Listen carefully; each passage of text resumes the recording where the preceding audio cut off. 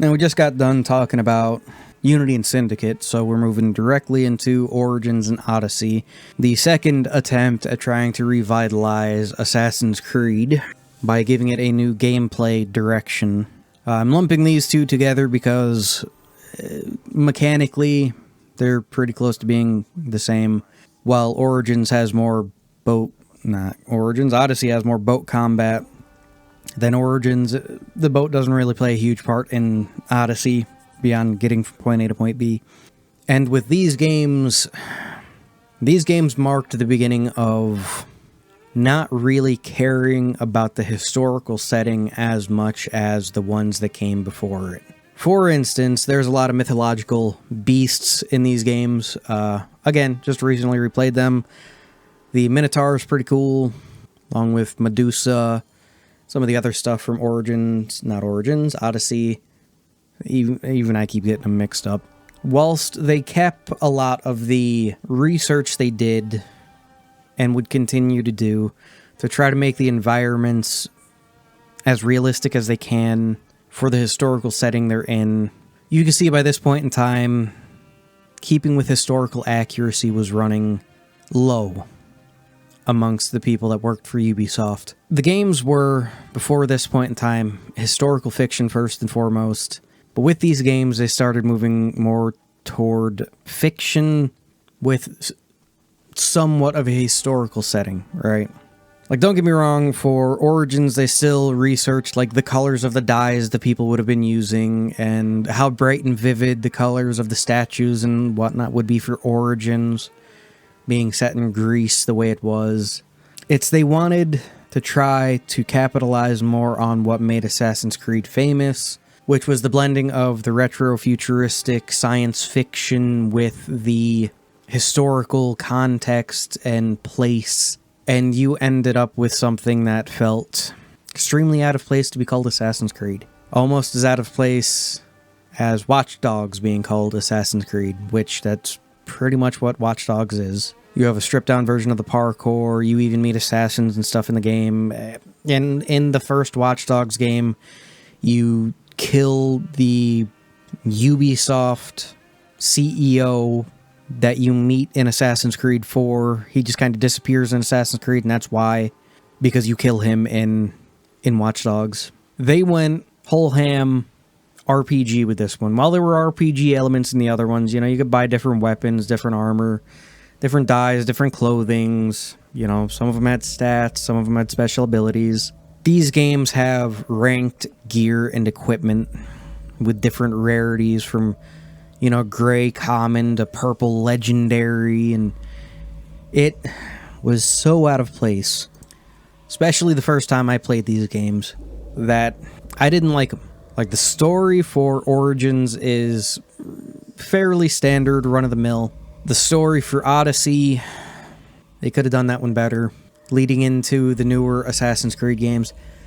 All I've got to say is, since Ubisoft has pretty much never given up on the entire idea since they implemented it, of having the player choose who they want to play as, male or female, whatever choice is good for players. It's just they advertise the games as having one protagonist as being the protagonist, because they know it's going to sell the games, and then, well, actually, the other protagonist is the protagonist, haha.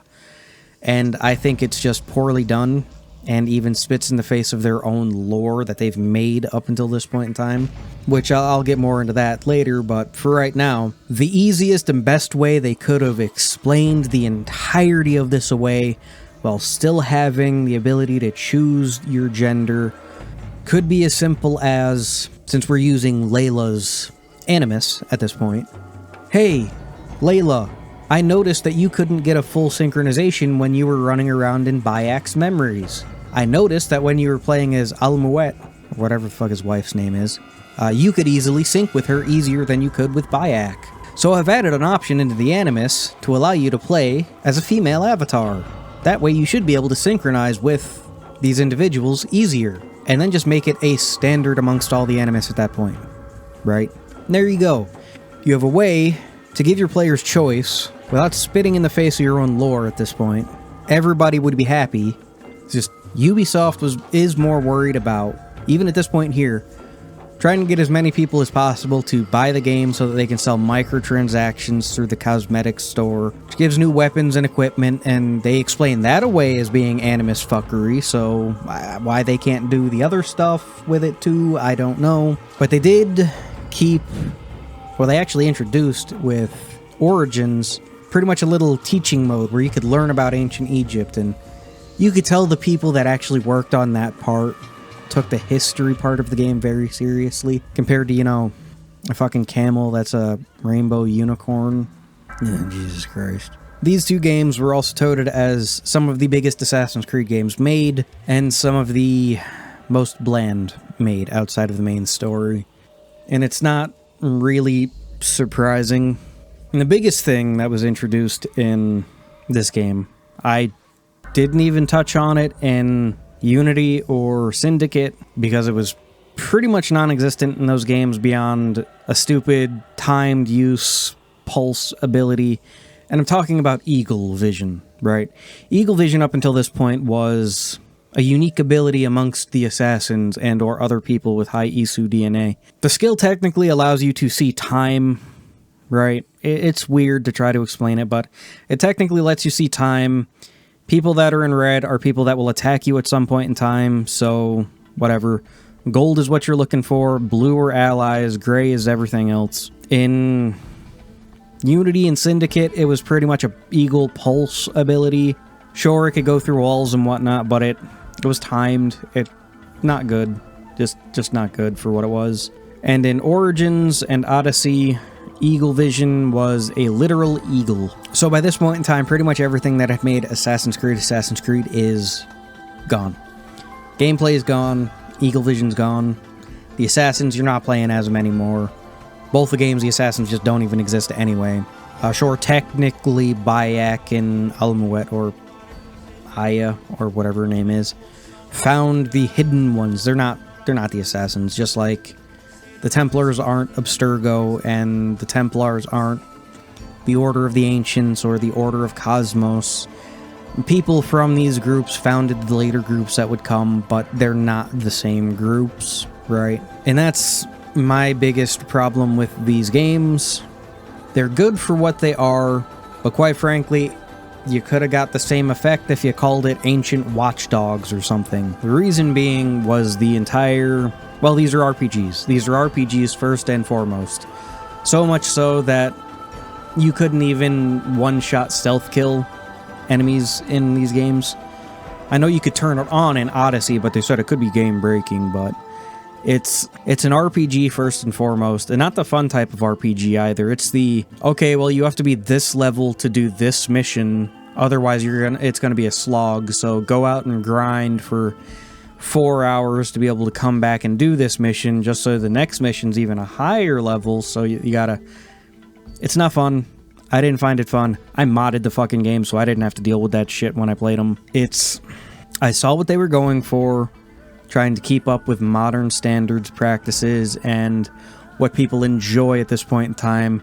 It's just... I feel like they keep trying to tailor these games for an audience that doesn't play these games. And as such, they're losing more of the audience that did play these games. And it's just... It keeps making them money. Hand over fist, it makes the money. And the diehards will continue to sit there and say, oh, it continues to make money and it's still financially viable, therefore we're not wrong for... You're wrong for not liking the games now because they're still making money. When I, as a fan of these games, liked them for what they were back in the day, not for what they're becoming at this point. And it's just sad to see a franchise that's been with me since 2007, 2008 do this. It's crazy. Just sitting here looking into all this stuff, which is why I started these videos in the first place. Just to look into them, see how they slowly changed over time, and see where the pivot started to happen to try to make these games for an audience that doesn't want these games. And it's right here. Origins and Odyssey. There was a little bit with Unity and Syndicate, but Unity and Syndicate was still a historical fiction game first and foremost. Origins and Odyssey, they're RPG fantasy games with a historical setting. Even Valhalla is the same way. Mirage isn't as bad, but we'll talk about them in the next one. I'm going to call this one good right here because there's not really much else to talk about beyond you're a mercenary in one of the games, and there's branching dialogue choices, and there's Greek mythology with Medusa and Cyclopses, and again, it's historical fantasy instead of historical fiction. I think that's the best way I'm going to have to be able to put it from now on. Historical fantasy instead of historical fiction. Anyway, thanks for watching if indeed you still are. I'm going to move on to the next one now.